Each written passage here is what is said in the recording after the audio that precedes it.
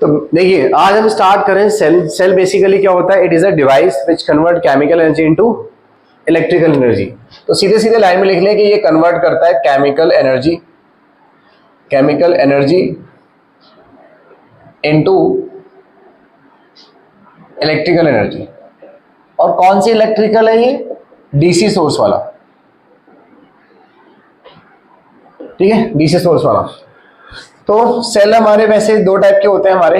एक होता है प्राइमरी सेल जो कि एक बार यूज होता है, और एक होता है हमारा सेकेंडरी सेल। सेकेंडरी सेल का मतलब होता है कि जो बच्चों दोबारा से रिचार्ज कर सकते हैं हम, जैसे कि आपका ड्यूरा सेल वगैरह आता है, आपने देखा होगा, दोबारा से उसको हम रिचार्ज कर पाते हैं, है ना। तो सेकेंडरी सेल उसी के काम आता है ये। तो फिलहाल हम समझेंगे कि आखिर सेल के अंदर कौन कौन से पैरामीटर होते हैं, राइट। कि सेल का इंटरनल रेजिस्टेंस क्या होता है, पोटेंशियल डिफरेंस क्या होता है, टर्मिनल वोल्टेज क्या होता है, ईएमएफ क्या होता है, राइट। कौन कौन से फैक्टर्स डिपेंड करते हैं, ये सब पढ़ेंगे। और फिर उसके बाद ग्रुपिंग पढ़ेंगे, सेल की ग्रुपिंग क्या होती है। आप देखो सेल कहाँ यूज होता है? हमारे मोबाइल में भी सेल, मोबाइल में तो आजकल सेल नहीं आता, बैटरी आती है, but battery is also cell, kind of cell, है ना। Battery is a combination of cells. आपके वॉच में होता है, आपके कैलकुलेटर में होता है ना। जितने भी छोटे वोल्टेज पे चलने वाले सौर डिवाइसेस हैं वो सारे के सारे सेल्स पे ही काम करते हैं। और आजकल जो इलेक्ट्रिकल दौर चल रहा है, ईवी का जमाना चल रहा है, इसमें जो कार के नीचे बैटरीज होती हैं उसमें सेल्स अरेंज करते हैं, लिथियम आयन के सेल्स बनते हैं। लिथियम एक मटेरियल है ना। तो क्या होता है, एक एक हजार की लेयर ऐसे बनाते हैं। जितनी ज्यादा लेयर होंगी उतना बढ़िया पावर बैकअप मिलेगा। पहले की जो बैटरीज होती थी उसमें दिक्कत होती थी, क्योंकि उसमें केमिकल रिएक्शन होती थी, उसमें कुछ टॉक्सिक गैसेस भी निकलती थी, जहरीली पदार्थ। लिथियम आयन के साथ ऐसा कुछ नहीं है खास, क्योंकि सॉलिड स्टेट में हल्की है, पावर बैकअप अच्छा है इसका, ठीक। तो यहाँ पे हम यही समझेंगे कि भाई सेल क्या होता है, कैसे काम करता है, उसके बाद उसके ग्राफ्स, और उसके बाद उसका कॉम्बिनेशन, ठीक है। तो स्टार्ट करते हैं। सबसे पहला पैरामीटर कि सर सेल में सबसे पहला पैरामीटर क्या होता है? Internal resistance.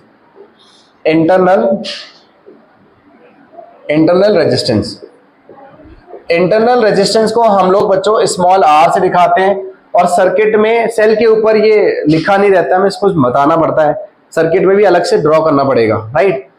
देखिए अब समझिए इंटरनल रेजिस्टेंस क्या होता है। मान लो ये एक, मैं बोल रहा हूँ केमिकल सेल बनाने जा रहा हूँ लैग्रांजे टाइप का।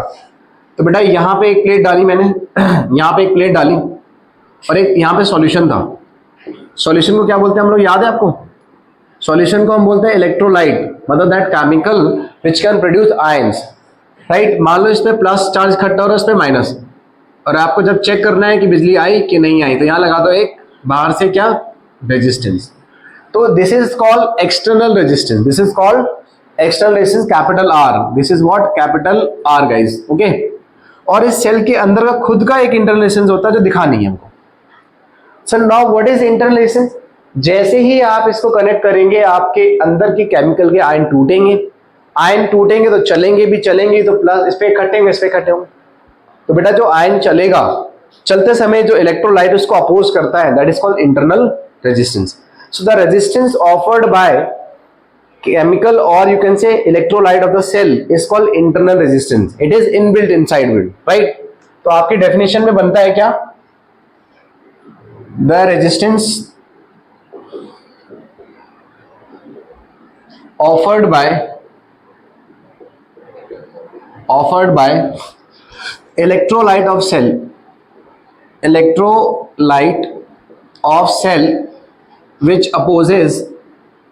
which अपोजिट को मैं इतना ही लिख देता हूं, अपोजिट में the flow of current.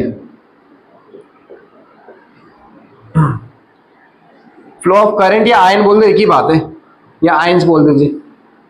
Ion के ब्रैकेट में लिख लो करंट, क्योंकि कहानी तो वही है ना कि आयन रोकेंगे तो करंट नहीं बनेगा, ठीक है। ये इसकी डेफिनेशन हो गई, और सिंबल इसका स्मॉल आर है। अब बात आती है फैक्टर्स कौन कौन से होते हैं जो इसको इफेक्ट करते हैं। फैक्टर्स अफेक्टिंग बेटा इंटरनल रेजिस्टेंस ऑफ सेल। तो बेसिकली देखो, सबसे पहले होता है नेचर ऑफ इलेक्ट्रोलाइट। आपका लिक्विड और सॉल्यूशन या सॉलिड केमिकल कैसा है, नेचर ऑफ इलेक्ट्रोलाइट।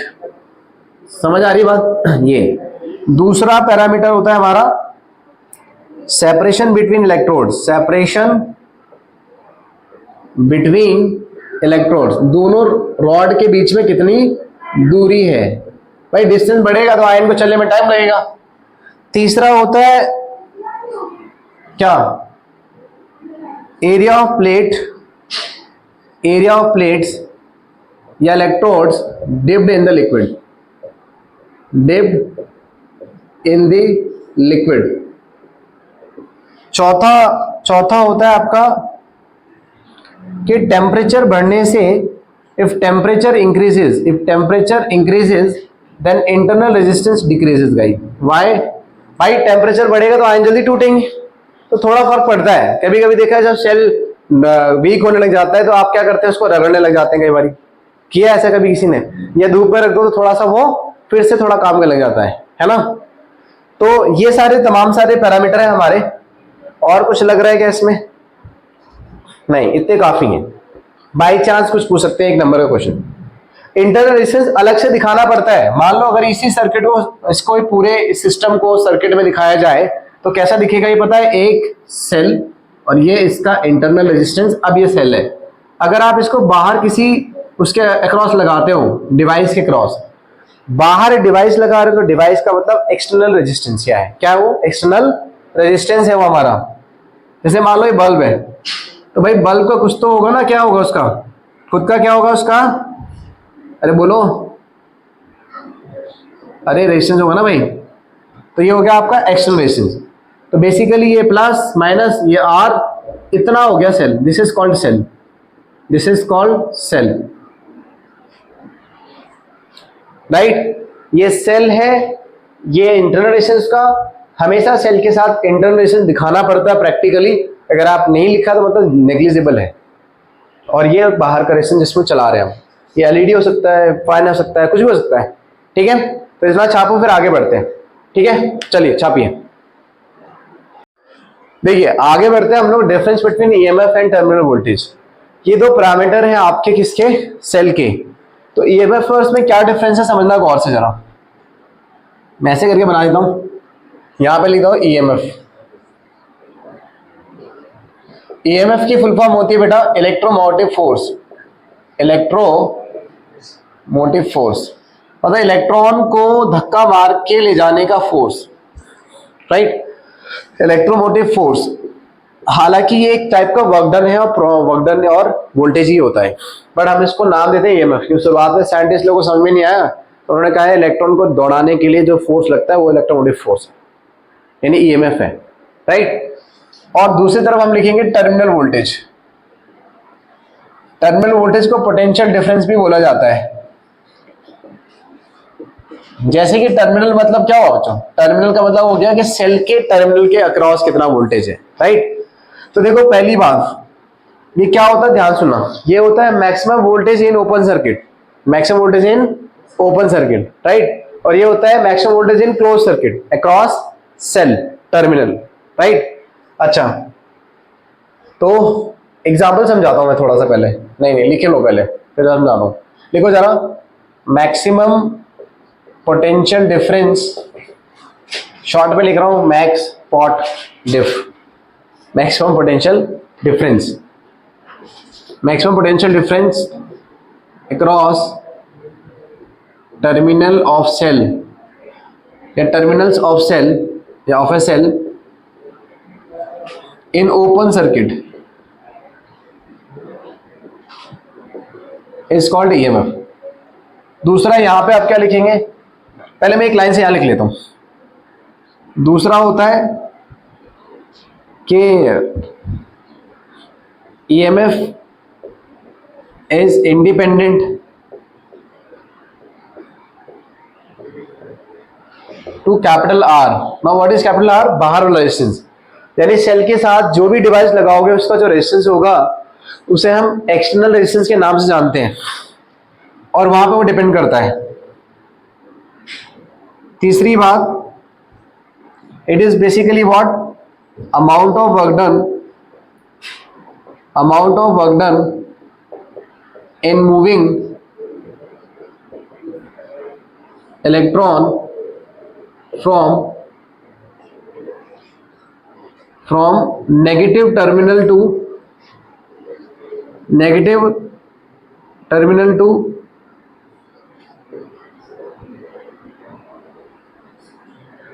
या ऐसे कर लो, ऐसे लिख लो, amount of work done in moving electron in one trip मतलब एक पूरे चक्कर में, यानी नेगेटिव से पूरा पॉजिटिव तक घुमाना है, समझे? तो वो होता है आपका अमाउंट ऑफ वर्क डन, यानी कि पोटेंशियल डिफरेंस ही तो वर्क डन वो होता है। आपने पढ़ा चैप्टर 2 में potential difference equal to work done by charge होता है, तो यहाँ पे भी तो वर्क डन ही कर रहा है। कौन कर रहा है? बैटरी कर रही है। किसको दौड़ा रही है? इलेक्ट्रॉन। भाई बैटरी का काम क्या है? एक पोटेंशियल डिफरेंस क्रिएट करना। मान लीजिए दो बकेट है हमारे पास, हाँ, दोनों की हाइट सेम है, एक में पानी ज्यादा है, एक में पानी कम है, दोनों को पाइप से कनेक्ट कर दिया। तो अगर आप दोनों को पाइप से कनेक्ट कर रहे हो इस तरीके से, यहाँ पानी भरा हुआ है, एक और ले लिया आपने, इसमें ऐसे करके पाइप कनेक्ट कर दिया आपने से, तो पानी कब तक फ्लो करेगा? जब तक लेवल पे ना आ जाए। जब तक दोनों का पोटेंशियल बराबर नहीं हो जाता तब तक पानी फ्लो करता है, यानी पानी फ्लो कराने के लिए पोटेंशियल डिफरेंस होना जरूरी है। पोटेंशियल डिफरेंस बोल रहा हूं मैं एक तरीके से हाइट का difference, right? Similarly current flow करने के लिए सर्किट में पोटेंशियल डिफरेंस होना जरूरी है, तभी तो इलेक्ट्रिक फील्ड पैदा होगी। यानी सेल क्या बनाता है? पोटेंशियल डिफरेंस, उससे क्या पैदा होती है? Electric field. इलेक्ट्रिक फील्ड में क्या होता है? फोर्स लगता है, फोर्स से क्या होता है? इलेक्ट्रॉन चलते हैं। समझ में आ रही कुछ बात? तो कहानी एक्चुअली में वहां तक जाती है। तो बेटा यहां देखो, मैंने वही बोला अमाउंट ऑफ वर्क डन, पूरा एक कंप्लीट चक्कर काटने में जितना काम किया गया अपॉन चार्ज कर दो तो पोटेंशियल डिफरेंस हो जाता है। पोटेंशियल डिफरेंस ही क्या होता है? ईएमएफ। बट किसमें? ओपन सर्किट में। इस बात को जरा गौर फरमाना। ओपन सर्किट में, ओपन सर्किट का मतलब आपने सेल लेके आए और आपने उसको करेक्ट नहीं किया किसी और चीज से, और आपने उसको वोल्टेमीटर से चेक किया तो उसकी वोल्टेज जितनी है उतनी ही दिखाएगा। मतलब 10 वोल्ट की सेल थी तो 10 ही वोल्ट दिखाएगा, लेकिन जैसे ही आप उसको किसी उसके अक्रॉस लगा दोगे, किसी भी एलईडी बल्ब फैन, और फिर चेक करना टर्मिनल के अक्रॉस, उतना नहीं दिखाएगा। यानी कि सम एनर्जी और voltage is lost across internal resistance. समझ में आ रही बात? अभी मैं आपको थोड़ा क्वेश्चन में भी समझाऊंगा। चौथा point, EMF is always greater than V. V stand for potential terminal voltage के लिए, इस तरीके से, ठीक है? किसमें? हाँ बताऊंगा मैं उसको, अभी तो मैं सिर्फ डिफरेंस समझा रहा हूं। ये कब है? ये डिस्चार्जिंग केस में, राइट? और चार्जिंग केस में क्या होगा?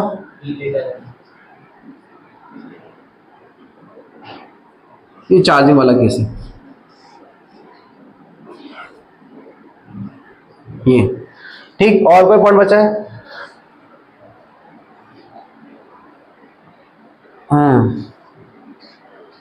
हाँ, एक और पॉइंट लिख लो, ये होता है cause.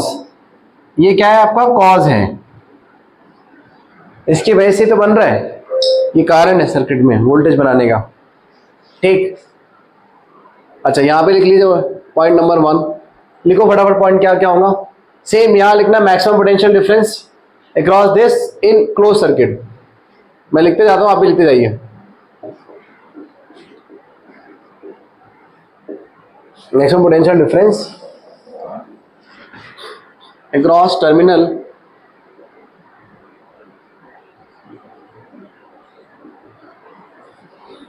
Of a cell in close circuit. वाला जा रहा है मेरा हाथ? हाँ लिख रहे हैं। सर्किट को मैं CKT लिख देता हूं शॉर्टकट में। फिर दूसरा पॉइंट क्या होगा हमारा यहां पर? EMF is independent to R, but यहाँ पे जो V है, V को टू IR होता है, मतलब R पे डिपेंड कर रहे हैं, साफ साफ दिख रहा है, राइट? यहाँ लिख देता हूँ इसको। कौन सा? Close circuit. एक सेकंड। कॉज का मतलब है कि EMF कारण है सर्किट में करंट पैदा करने के लिए, तो हम उसे कॉज बोल सकते हैं। और ये एक टाइप का इफेक्ट है उसका, मतलब उसमें फ्लो करा रहा है, ठीक?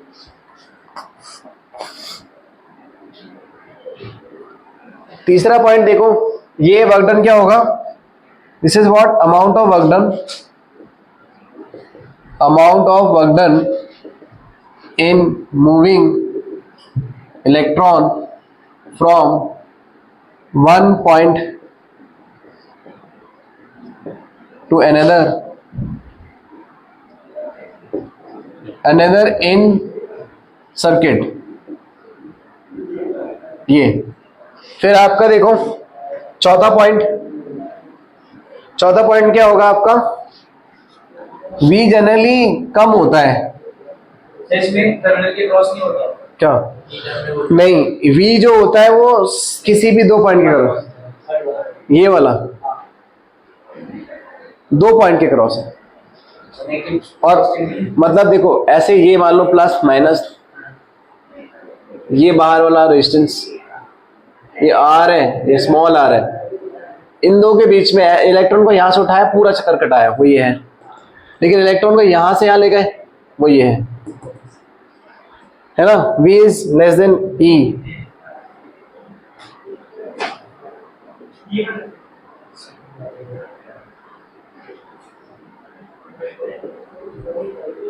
ठीक है, और क्या था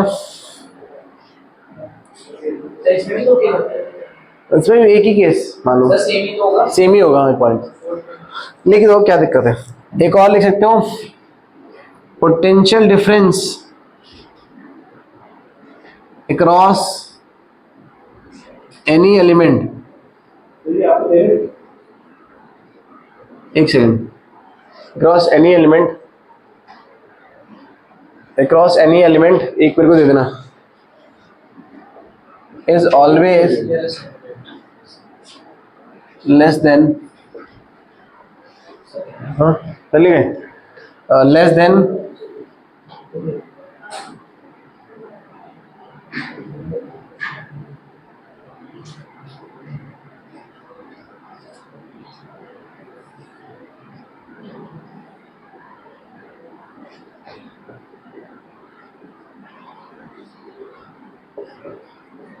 मतलब सर्किट में अगर सेल लगे हुए हैं, सेल के साथ और भी एलिमेंट है, तो बाकी सारे एलिमेंट का वोल्टेज या डिफरेंस पोटेंशियल ड्रॉप भी बोल देते हैं, रेजिस्टेंस के क्रॉस पोटेंशियल ड्रॉप बोल देते हैं, सेल को पोटेंशियल डिफरेंस या टर्मिनल डिफरेंस बोल देते हैं। वो कम होता है किससे, सेल के वोल्टेज से। प्रैक्टिकली आइडियली अगर ये ना हो तो सारा वोल्टेज कहां चला जाएगा, इसके बराबर। समझ में आई बात। So these are the differences theoretical way में। मैं आपको अभी इसका एग्जांपल लेके समझाऊंगा, तब तक इसे जल्दी छापो फिर।